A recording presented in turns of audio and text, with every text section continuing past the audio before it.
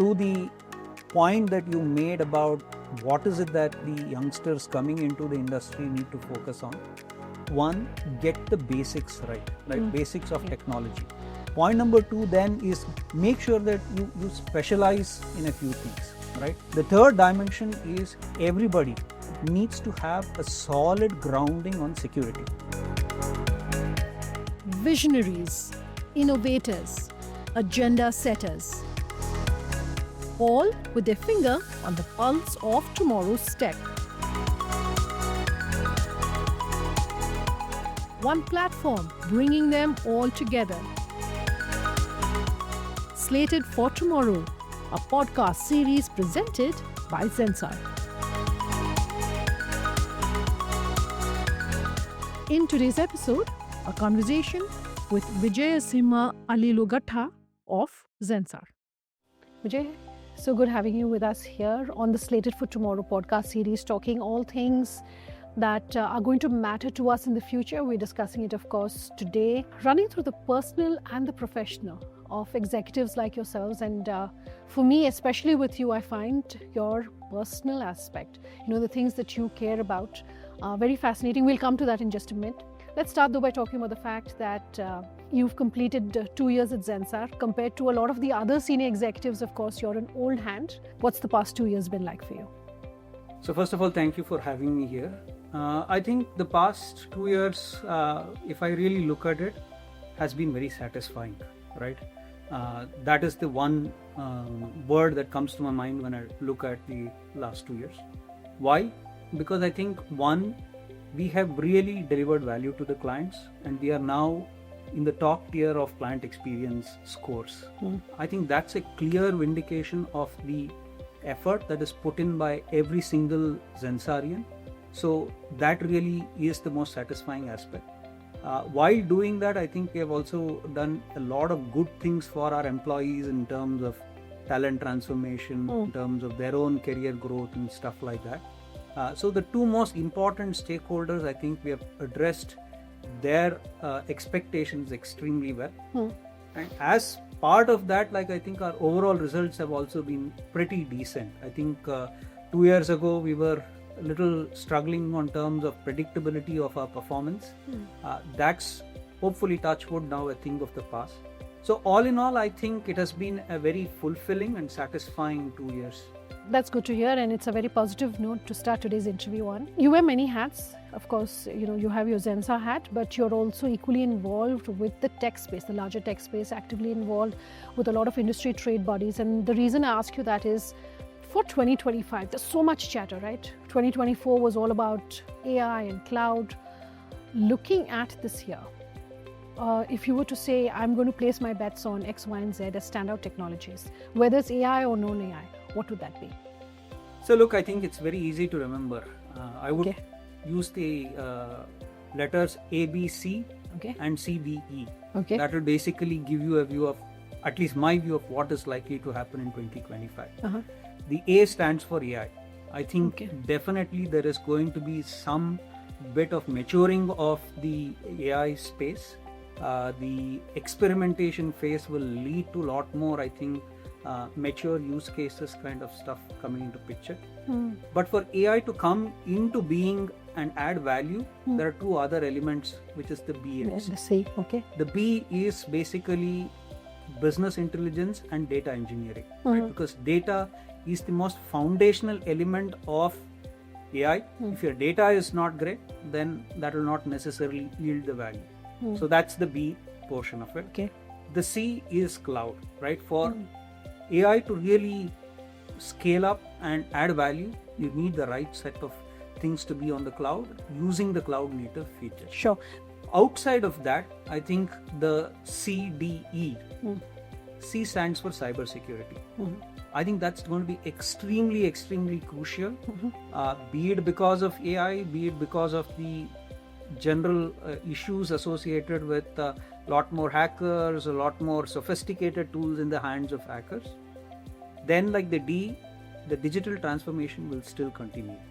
And the digital transformation no longer is about the jazzy front ends. It is about the core transformation that needs to help in making the digital transformation. So the modernizations and the stuff like that. And finally, the E stands for customer experience, which is all about hyper-personalization. I was reading somewhere that people said that, hey, look, as long as a company personalizes their offers and sends it to me, apparently 80% of the people will actually go ahead and like take that offer if it is very personalized or hyper-personalization. So while these are discrete elements that I think all of them will actually come together in one shape or form, and the eventual focus is all about keeping customer experience at the center of everything that we do, be it at a platform level, be it at an application level, or be it at an infrastructure level. You're saying hyper-personalization. I remember recently a food delivery app hyper-personalized the messages it was sending to customers, and some people at least were creeped out because they felt perhaps it was infringing on their privacy. I guess those questions will always keep coming up where technology is concerned.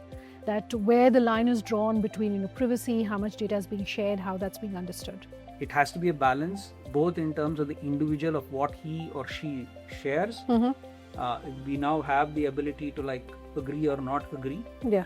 And also how the companies use, right? Because at the end of the day, if people feel that their privacy is kind of infringed, then the brand will take a hit. So you have to balance between it adding value to the end consumer versus them feeling that somebody is watching them. You're saying, agree or not agree when it comes to sharing of data on websites, but we see that really being strengthened globally because of the GDPR, etc.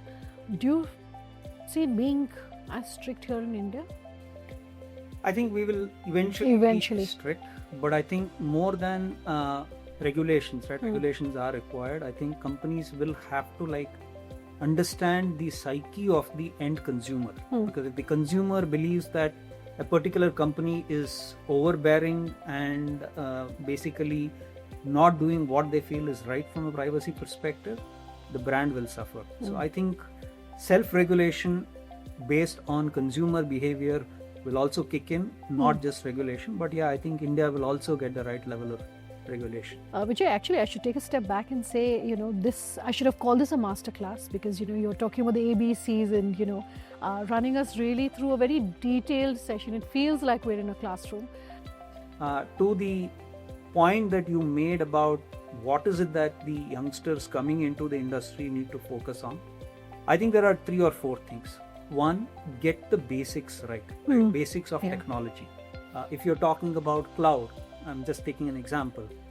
What does infrastructure as a service mean? What does platform as a service mean? What does software as a service mean, right? What does DevOps mean? Point number 2 then is going on the same thing of cloud, right?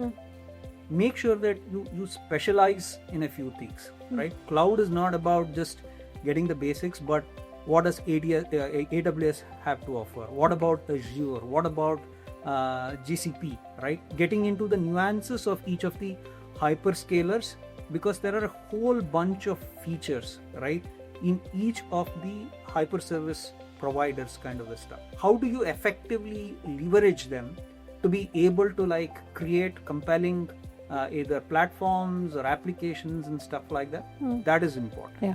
The third dimension is everybody, be it a developer, be it an infrastructure person, be it a business analyst, be it a DBA, needs to have a solid grounding on security. Because at the end of the day, security, as I said, the other C, cyber security, is extremely important. You can build the coolest applications, but if it is not secure enough, it basically will completely destroy you and your company, right?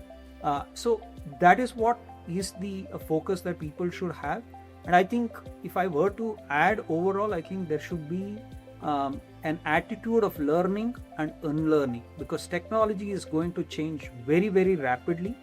And if people are not willing to like keep themselves up to date with the latest stuff, they will fall behind. One of the things that we haven't spoken about, and I was reading a few reports that are saying 5G. I know we have spoken about 5G coming into India, being adopted. It's going to be a game changer. But 2025, do you feel that 5G will go a long way towards ensuring, for instance, this training of the talent in cloud and other infrastructure? So look, I think whether it will happen in 2025 or not, it's very difficult to like Okay. predict. But 5G is going to definitely have an impact. In my mind, I think what we are seeing is the integration of the physical, digital, and the biological. And why is that happening? Because of three things. One, unprecedented connectivity, right? You can have now with 5G and all intelligence on the edge. It need not be at somewhere centralized. So unprecedented connectivity, data oriented decision making, and then some cool technologies like AI, IoT, and all of that stuff. So that is what is going to bring together the amalgamation of the physical, digital, and the biological. And that has tremendous potentials in terms of uplifting the quality of life for a whole bunch of people. With regards to 5G, I think there will obviously be a lot more specialization that would be required to leverage the benefits of 5G. You will need edge experts, people who will be able to leverage the power of the edge to deliver value, because 5G offers you that stuff. You will need to specialize in IoT and the IIoT kind of a stuff. And then again, maybe I'm sounding like a broken record, security. Because when your intelligence move to the edge, your perimeter where like basically hackers can kind of attack will greatly increase. So how do you infuse security on the edge is the other thing. So to me, those are the things that matter from a 5G perspective. Okay. In an earlier interview, you said that you're a firm believer of first who, then what, right? Of that principle. Can you just elaborate on that? So essentially, if you look at companies that have done extremely well, right? I think one of the key things that is common across most companies that have done well is that they focused on getting the right leaders in the right positions, even before determining what is it that they want to go after. And the logic behind that is very simple. If you have the right people who have the right level of motivation and stuff like that, they will figure out how to like get the things done and what is best thing that they can do.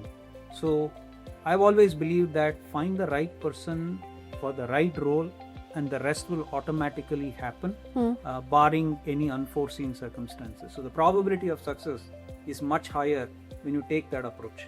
How do you, as a leader, how do you as the CEO of this really large tech company ensure that you're remaining happy, you give off this very calm vibe? Everyone that I've spoken with have said that while you're a taskmaster, you're very detail oriented, you also are okay if things perhaps don't go necessarily how you had anticipated it would, right? How do you do that? So look, I think it is the years of being in the IT industry kind of a stuff. Close to 3 decades now? Close to 3 decades. I think I'll give you an analogy of cricket, right? I think in cricket, they say that like basically the game is a great leveler, or it humbles you. Okay. One innings you are like a hero, you can score 100, 200s. In the next 4 or 5 innings you can basically knock yourself out for partly scores. In the same sense, IT industry is a great humbler. Technology humbles you, right? Not everything that you think will go your way will go your way, right? So as a consequence, like as long as people have the right attitude, the right level of discipline and the right focus, more often than not you will be successful. But given the complexity associated with technology-led transformation projects, there will always be some mishaps, and it's not just us. Even the big tier 1 players will always have that. So you always need to like basically support your people when things don't go well. But the only key thing is be transparent to the client, set the expectations up front, and like basically avoid giving negative surprises at the last moment. So that has been the philosophy, and that is why I think you are kind of okay with good people slipping once in a while, but they will learn, and a lot of good people who have slipped will basically learn, and they will ensure that subsequently they deliver tremendous value to the client as well as to the organization. So that's, I mean, when you take a holistic approach to life, I think some of these transient setbacks will not necessarily perturb you too much. Does a part of your management style also come from the fact that I understand you read a lot? Whether you're going into a meeting and you have, let's say, 10-15 minutes in the car and you're driving to your meeting. I understand you always have books, you're always reading, you're gifting books. Does a part of it come from there? One, and what are you reading at the moment? When you read, it is not that like you kind of imbibe everything. I think you get wisdom from a lot of people, but eventually what matters is whether you internalize it and then like basically you kind of are able to bring that to life in the situations that you face. So I think that is what matters. Yes, I do like reading. Of course, I don't want to talk more about what I like, but a lot of very subjects that make you think, right? You don't do any light reading? I think there is a time and age for everything. When I was growing up, I used to read a lot of fiction. Then like basically moved from fiction to management oriented stuff. Now I am more into like basically either something to do with science or something to do with philosophy. So those are, I mean, I guess it's a sign that one is growing old. Growing old or growing wiser? The Gitanjali by Rabindranath Tagore. Beautiful, beautiful, of course, collection of poems and a beautiful book. That's one of your favorites, I understand. Any particular lines from there that you want to recite for our viewers? I can't recite the whole thing. Of course, but anything that's really stayed with you. There is one thing I think which starts with where the mind is without fear and the head is held high, where knowledge is free. So it goes like that. Yeah. And within that, like, I mean, I used to actually remember the whole stuff. Maybe now I've forgotten a little bit of it. But within that, there are two phrases that really stuck with me. One of them is where words come out from the depth of truth. And then I think the next phrase is that like where tireless striving stretches its arms towards perfection. Beautiful. I think that, I mean, the entire book is very, very beautiful, but this is something that has always stuck in my mind. Do you see yourself as a perfectionist? I don't think anybody can call themselves perfectionist. It is all a pursuit of excellence, and it is continuous. Nobody has reached the level of perfection kind of a stuff, because perfection is always continuous present. It is never achieved kind of a stuff. Two other things which I found quite interesting about you. One is you love to experiment with food, I understand. Any favorite cuisines? And you love to travel. You've said Switzerland is one of your most favorite places that you've been to. You travel so much on work. Do you get to also see the places that you're traveling to? Take a few days off and see? When I travel for work, I don't do any sightseeing. That's just me. But is your family okay with that? Do they, would love to go with you on your trips and then perhaps extend? No, I actually always compartmentalize. When I travel for work, I work. And when I travel for leisure, I really look at taking in the sights, the culture and stuff like that. So when I travel for work, my family doesn't accompany me. But when we go on leisure, I think we do all the stuff that we want to do. So yeah, I mean, maybe that's not right for everybody, but that's how I kind of compartmentalize that kind of stuff. And any favorite cuisines that you have? So I mean, look, first of all, when people say I like a lot of cuisines, it's all vegetarian. And there are a variety of options. Vegetarian too, so yeah. A few things that really I like. One is obviously Indian, South Indian kind of a stuff. But outside Indian, Vietnamese is something that I kind of like. Ethiopian is something that when I was in the US, I took a liking to kind of a stuff. Of course, the usual stuff like Mexican, Italian.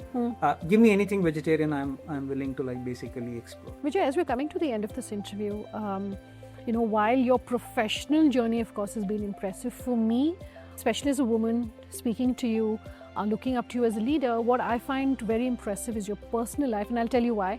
In one of the town halls that you did with our employees, to a question that was kind of unrelated, you made it a point to say, for all the men in the room and everyone who's logged in to watch online, I hope you're doing a bit at home. I hope it's not pitching in, right? It's your chore as well. And that was very refreshing to hear.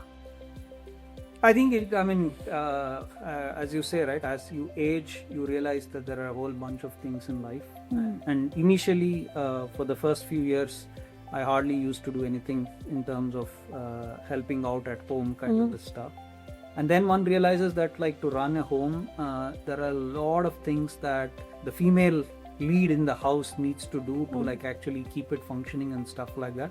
And at times it can be exhausting, right? So it has to be a shared responsibility to run home, and that is where I think I thought it was important that I also chip in. So which it's not that I've been doing it for years, but I've in the last couple of years I feel that has kind of been a good habit that I have picked, and I continue to do that to the best of my ability. And I want to say thank you for saying that on a public platform. It's really good and refreshing to hear. One last thing before we let you go. Not too long back, you spoke about why you prioritize mental health, and about the fact that at one point, you've grown so fast, you've seen these huge jumps in your career, but at one point you asked yourself, is it really worth it? And you decided to take a bit of a step back. I wouldn't call it advice for everyone, but the importance that you're placing on mental health and wellness, and how you were able to really recognize it and take that decision, which was, I think, very bold, to be able to step away for a bit and then come back. Yeah, so I think there are two dimensions to it, right? I think everybody needs to refresh and rejuvenate at the right time to be able to add value to the stakeholders, including yourself, right? And that is where mental health comes into picture, because in the mad scramble for like doing things day in and day out, you don't necessarily want to be without bereft of energy and stuff like that. Mental energy is very important. Yeah. So make sure that you refresh and recharge. You should do it as part of your daily life, but at some point of time when it gets too much, then you might want to like basically unplug and take a longer time to recharge, and that is what I was talking about previously.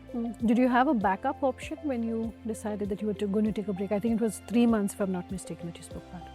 Yeah, so look, I think you should have the holistic view and the confidence that, hey, look, when you take a break and if things did not necessarily go well, you'll still be able to like find alternatives. I think that confidence is required, but it also depends on the situation, right?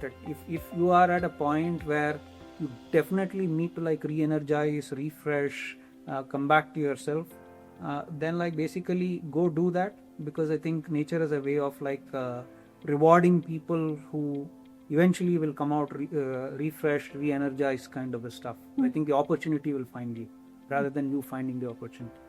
Vijay, thank you so much for your time. Really good speaking with you today. Same here. Thank you so much. Thank you.